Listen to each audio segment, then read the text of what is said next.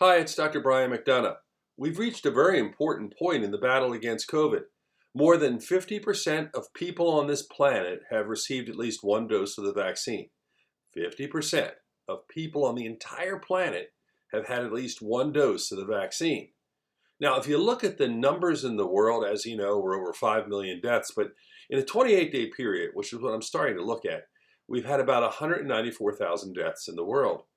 But in the United States, we've had 40,000 deaths in the last 28 days. In other words, 20% of the deaths in the world are coming out of the United States. 20%. That's a big percentage considering we're one of the richest nations in the world and we have complete access to the vaccine. So, what's happening? Well, obviously, there is vaccine hesitancy in our country for a wide variety of reasons. So, I want to talk about something that's a very personal issue.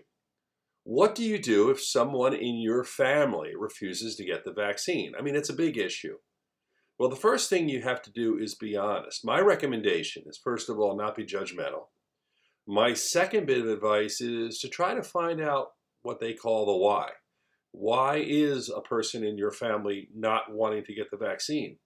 You need to be armed with the facts. If there is an argument, you'd like to have a counter argument to have a really good discussion. And most importantly, show that member of the family respect because, and here's the important point, if the person chooses not to get vaccinated, you then have to have a very productive conversation about how to protect everyone in the family.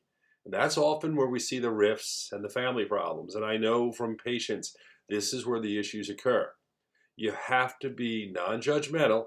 You have to look at this logically, and you hope that with time, people will make the right decisions. And of course, there's the fear if you know you have a family member who hasn't been vaccinated and you know they could die as a result, it's frightening. But sometimes you just have to let people make the choices they want to make. I mean, we make choices to do some things like smoke cigarettes, eat poorly, make choices not to wear helmets when we ride bikes or motorcycles.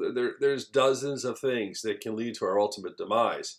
But it's just that COVID is so frightening, and to know you have a family member at risk, it's great. But again, you have to do what you can to protect your family member and others by having that conversation. And I think this is really critical.